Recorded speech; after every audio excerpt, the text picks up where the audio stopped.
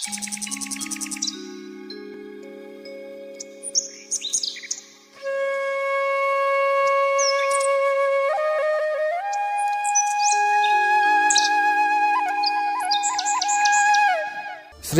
समपावक प्रवेश कियो सुमिरि प्रभु मेथिली। जय कौशलेश महेश बंदित चरण रति अति निर्मली। प्रतिबिंब अरुलौकिक कलंक प्रचंड पावक महुजरे। प्रभु चरित काहुन लखे नभ सुर सिद्ध मुनि देख ही करे। जय श्री राम मित्रों, कलयुग के समस्त पापों का विनाश करने वाली श्री रामायण कथा के 6वें सोपान लंका कांड का यह 12वां एपिसोड प्रस्तुत है। श्री राम का शिविर अब भक्ति धाम बन गया था, जहां स्वयं श्री हरि अपने श्री मुख से मानव जीवन के आदर्शों और मूल्यों का सार गर्भित वर्णन कर रहे थे। लंका के नर नारी अब प्रभु दर्शन व उनके श्री मुख से निकले वचनों का लाभ उठा रहे थे। अब विषाद धीरे धीरे विलुप्त होता जा रहा था। श्री राम लंका वासियों और वहां उपस्थित अन्य जनों को समझा रहे थे, मृत्यु और जीवन का संग आत्मा से होता है।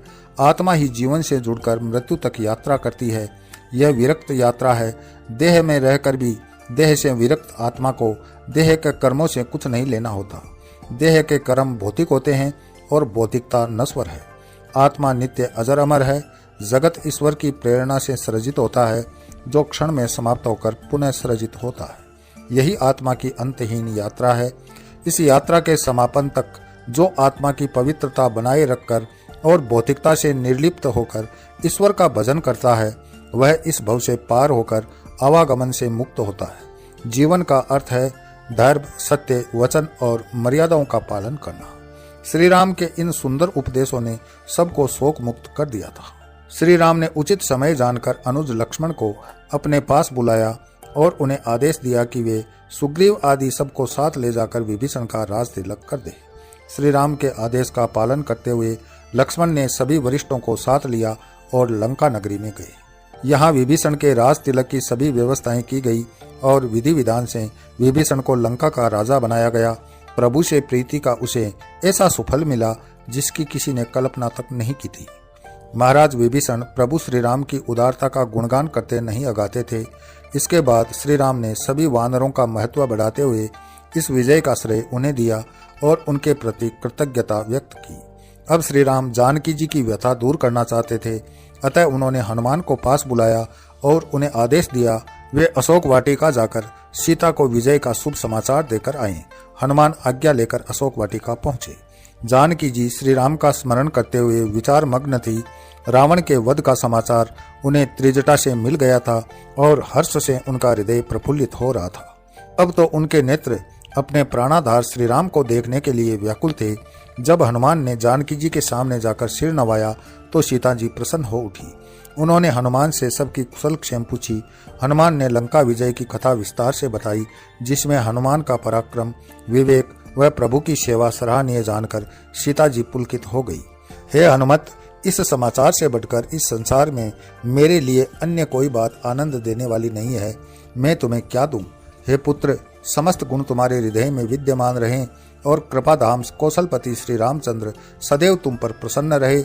तुमने सेवा की जो महत्ता स्थापित की, वह तीनों लोकों में तुम्हारी अखंड कीर्ति को अक्षुण्य रखे। हनुमान सीता जी की आज्ञा लेकर पुनः श्री राम के पास आए और उन्हें सीता जी का हाल कह सुनाया। हे करुणा निधान, वियोग का कारण समाप्त हो जाने पर धैर्य कठिन हो जाता है। अब प्रतिक्षण माता जानकी के नेत्र आपके दर्शन की प्रतीक्षा में आकुल हो रहे हैं। श्री राम ने हनुमान का आशय समझते हुए महाराज विभीषण और सुग्रीव को बुलाकर सीता जी को लिवा लाने का आदेश दिया। सभी बड़े हर्षित होकर चले। विभीषण के आदेश पर नगर की स्त्रियों ने मंगलाचरण किया और सीता जी को स्नानादि कराकर बहुत से आभूषणों से सुसज्जित किया। फिर एक सुंदर पालकी में बिठाकर सीता जी को लेकर लंका से बाहर चल पड़े। रीछ वानरों में सीता जी के दर्शन की व्याकुलता व होड़ लगी थी और वे एक दूसरे को पीछे हटाने का प्रयास कर रहे थे। श्री राम ने यह स्थिति देखी तो आदेश दिया कि सीता को पैदल लाया जाए, जिससे सभी उनके दर्शन कर सके। तब सीता जी पैदल ही राम शिविर की ओर चल दी। रीछ वानर उन्हें देखकर हर्षित हो रहे थे। सीता जी श्री राम के पास पहुंची। राम ने उन्हें देखा और नेत्रों में ही कुछ संकेत हुआ जिसे देवता भी न जान सके। पंचवटी पर श्री राम ने सीता जी को अग्नि की सुरक्षा में छोड़ा था और रावण जिस सीता का हरण करके ले गया था वह योग माया थी। अब श्री राम योग माया को विदा करके वास्तविक सीता जी को प्रकट करने के इच्छुक थे। इसके लिए उन्हें पुरुषोचित व्यवहार करना था और कठोरता का प्रदर्शन करना था। श्री राम ने कहा, सीते, मैंने अपने पुरुषोचित धर्म का पालन कर दिया है। अपनी पत्नी को कठोर शत्रु से युद्ध करके और उसे उसकी करनी का दंड देकर अपने धर्म का निर्वहन किया है। अब लोक व्यवहार की संतुष्टि हेतु तुम्हें अपनी पवित्रता सिद्ध करने का उपाय करना है, तभी राम तुम्हें पत्नी के रूप में स्वीकार करेगा। श्री राम के इन वचनों ने लक्ष्मण, सीता सहित सभी को स्तब्ध कर दिया। कण कण में बसे और घट घट की बात जानने वाले श्री राम कैसे सीता जी की पवित्रता पर संदेह कर सकते हैं। पवित्रता तो सीता से ही प्रकट होकर संसार को पवित्र करती है, परंतु श्री राम लोक व्यवहार और देवी व्यवहार दोनों को संतुष्ट करने वाले हैं। सीता जी उनका आशय समझ गई। उन्होंने स्त्रियोचित व्यवहार करके विलाप करते हुए अपने भाग्य को कोसा और लक्ष्मण से अपने लिए चिता तैयार करने की विनय की। हे भैया लक्ष्मण, आज तुम मेरे धर्म के साक्षी बनो और चिता तैयार करो। सीता अपनी पवित्रता सिद्ध करने के लिए अग्नि परीक्षा भी देगी। यदि मैंने मन, वचन और कर्म से हृदय में श्री रघुवीर को छोड़कर किसी अन्य का विचार किया हो तो जो अग्निदेव सबके मन की गति जानते हैं वे मेरे लिए प्रबल दाहक हो जाएं। सीता का प्रण और श्री राम का पक्ष जानकर लक्ष्मण जी ने आदेश का पालन करते हुए चिता तैयार कर दी और सीता जी निर्भय होकर उस पर जा बैठी। सीता जी नेत्र बंद करके श्री राम का स्मरण करते हुए अग्निदेव का आह्वान करने लगी। हे अग्निदेव, यदि सीता के मन में श्री राम का अखंड वास है तो आप प्रकट हो, प्रकट हो, प्रकट हो। अग्निदेव तुरंत प्रचंड रूप से प्रकट हुए और उनकी लपटों ने आकाश का स्पर्श कर लिया। माया रूपी सीता उन लपटों में विलीन हो गई और वास्तविक सीता का हाथ पकड़े स्वयं अग्निदेव प्रज्वलित चित्ता से बाहर आए। सारा समाज हर्षित हो गया। देवता पुष्प वर्षा करने लगे।